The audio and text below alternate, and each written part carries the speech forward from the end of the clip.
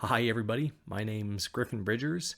I'm going to tell you a little bit about me, but this presentation is more about you. Whether you are a professional who helps people with estate planning, or if you're an individual who is in need of broader estate and legacy planning, or just simply has questions about this process. And I'm putting this out because it's Estate Planning Awareness Week. Now, I've been privileged to work with a lot of families during my career. I do a lot of higher end type of tax planning and strategic planning work. But long ago, I realized during COVID that I was not able to help a lot of people directly. So I decided that the best way to help is by perhaps scaling myself. So this video is part of that effort to give you a true picture of what estate planning is.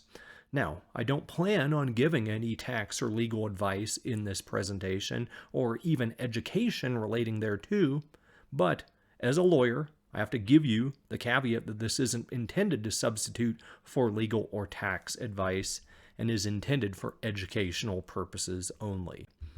So listening on, only if you're a professional who works in this area, I'd encourage you to subscribe to my newsletter, State of Estates, which you can find at griffinbridgers.substack.com.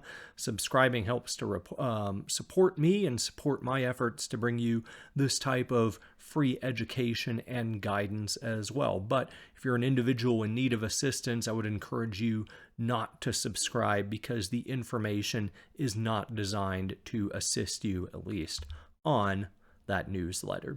Which brings me to this week, which has been billed from a marketing perspective as Estate Planning Awareness Week. Now, what does that mean?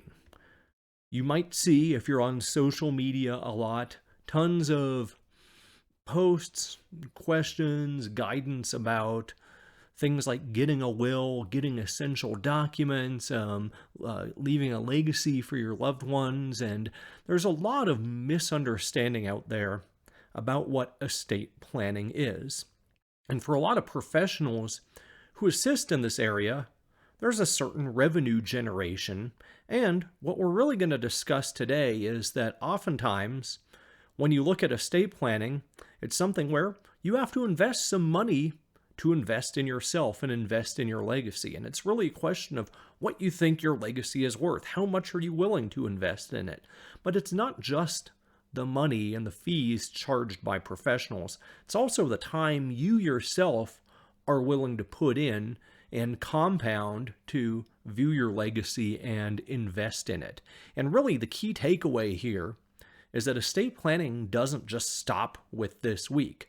What I want to help do is perhaps encourage you, or if you're a professional, encourage your clients to view this as a process and not a checklist item, keeping in mind a classic adage I like to repeat, which was first, I think, coined by General George Patton, which is that perfect is the enemy of good.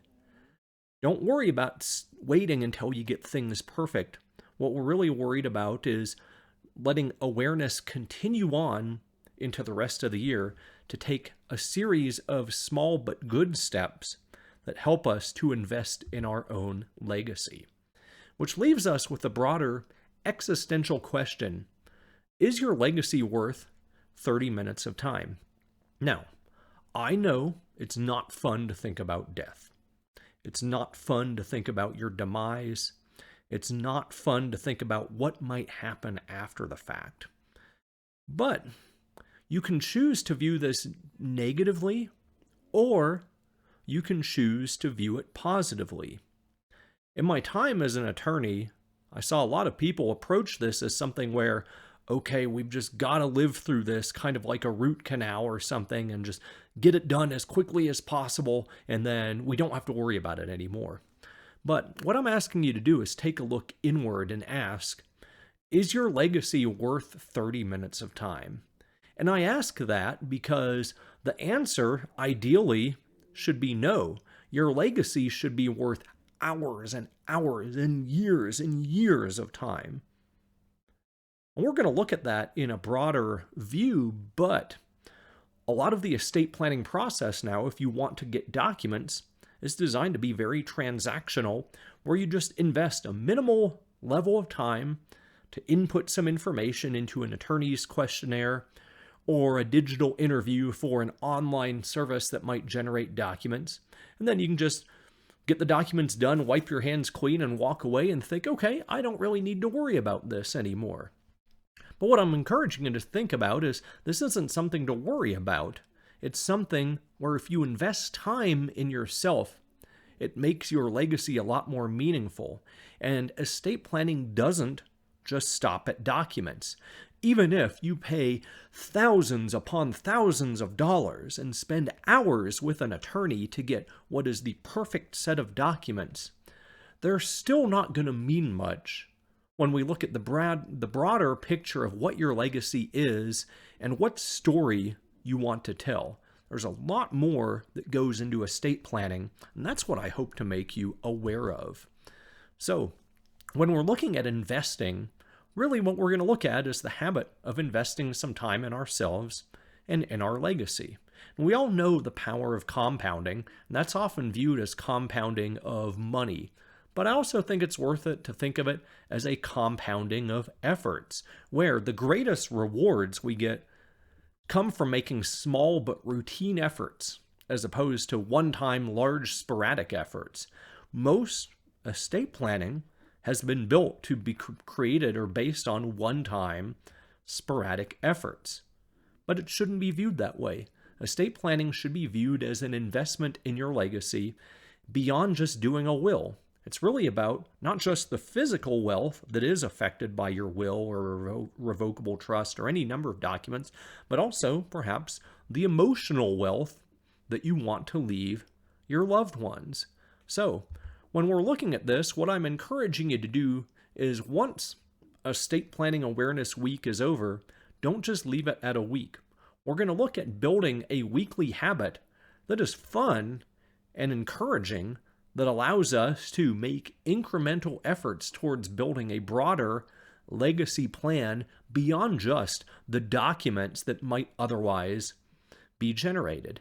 And in this, in no way, shape, or form at any point am I going to say, as part of this weekly habit, that you need to get a will. That's a message that's been pounded into your head by marketing messages everywhere. And it's something that's still important, but I'm here to tell you that a lot of people just aren't ready for that. As many as 2/3 of Americans don't have a will. And perhaps that is for good reason. I view that as more being 2/3 of Americans simply are not ready to take that step.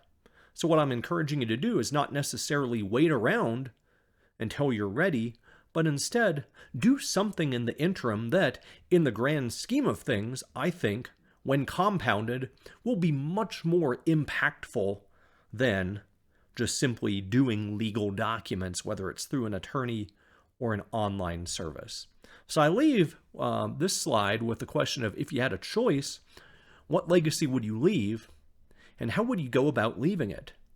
And would you just leave it up to others to tell your story, or would you take steps today and each week to tell that story? And that's really what our weekly habit is going to be about, focusing on your choice of what type of legacy you want to leave, and not just that, how you want to go about telling your story, leaving that legacy, and what it entails. So here's what I want you to do. I want you to mark down a time each week and set a reminder on your phone. Now, it depends on whether you want to do this yourself or do it with other people, but I'd say a good time might be pick a night, like maybe Tuesday or Thursday night, after your kids have gone to bed, if you have kids, or as you're winding down, and just set an alarm on your phone where each week on that same day of the week, during this time, you're going to take no more than 5 minutes to do 2 things, not 5 minutes each, but 5 minutes total for 2 different exercises. One is simply writing a paragraph. It could be of a story about your broader legacy or a memory, or a lesson that you wish to leave for your loved ones. It could also be memories, history, goals, values, lessons. And it It doesn't just have to be about you. It could also be memories of your loved ones. Maybe a paragraph about a time you remember them with them that was impactful, or how you feel about them, things they've done, just these appreciations, gratitudes, things like that. The sky is the limit, but just take a few minutes, write a paragraph of whatever's on your mind, and do it in a way where this is something that can be found by loved ones and shared with them that will be impactful in some way, not necessarily to them, but to you. What do you want to be telling? And then with that, once we've gotten that fun part out of the way, we're going to take some time to think about the information that's stored in our head. Because after you pass, or if something happens to you during life where you're disabled or incapacitated, there's a lot of head knowledge that we just can't share once we lose our faculties. So with that, we're going to focus on each week just one item of essential knowledge stored in your head. Could be a bank account, could be a login and password for a utility, it could be locations of things, any number of items, and the sky is the limit as to how much is stored in your head and how much might be needed by your loved ones. And we're going to take some time to write down that item of information and then maybe share in a sentence or two why you're sharing or including that item of information. It could be an expression that, hey, to make things easier for you, here's an account number and password, or to keep the lights on, here's how to log into the utility account. Things like that. Both of these should take no more than 5 minutes. And what we're going to do is just mark off a time each week to do this. Now, the hope is that over time, these small efforts will compound. And this isn't something that you necessarily have to do alone, but you don't necessarily have to do it with others either. But if you choose to, this could be a good time to sit down with your spouse and partner and engage in this exercise. You could also occasionally involve family members if you want. And I want you to just sit back right now. I'm sure, based on this, you have a gut reaction. Your gut reaction may be, oh God, another habit I have to engage in, or, oh no, another should in my life. And you may be pushing back against me or the idea, and I'd encourage you to dive into that a bit more and really not view this as something you have to do, as something being imposed on you, but something you're willing to do to invest in yourself. And just imagine, all I'm asking for is 5 minutes. If 1 year from now you could have 52 data points for 52 weeks of warm memories you're leaving and 52 helpful pieces of information, not just the info, but why it's important and why others should have it, think about the impact that would have on others. Doesn't matter if you have a will or an estate plan, just having those items will make this much more meaningful if something happens to you. And of course, wills are important, but they don't actually accomplish what this weekly habit does. And even if you have a will, these are still things you're going to need to go through and do. And if you don't have a will, like I said, if you're not ready for that yet, that's completely fine. But what's better, sitting around and waiting to be ready, or taking steps to put down information that might help you to get ready and might help you too when it comes time, invest much less time in that process of creating a will because you've already made those decisions and invested that time through 5 minutes a week up front. And think about too, when you do create that will, how much more meaningful that process will be. Most of the time, the process of getting a will is very anxiety ridden. Now, when you finish, a lot of times it feels good to have finished, but sometimes that good feeling is because it's such an anxious thing that you feel like you have to do and that you want to get rid of, that you're relieved to be done, and you feel like you're leaving a legacy for your loved ones too. But I think it's more meaningful when you're not scrambling in an anxious manner to check a box or get the right answers down onto a questionnaire or a digital interview form, that when you're truly ready, you'll know it and you'll have thought of these things.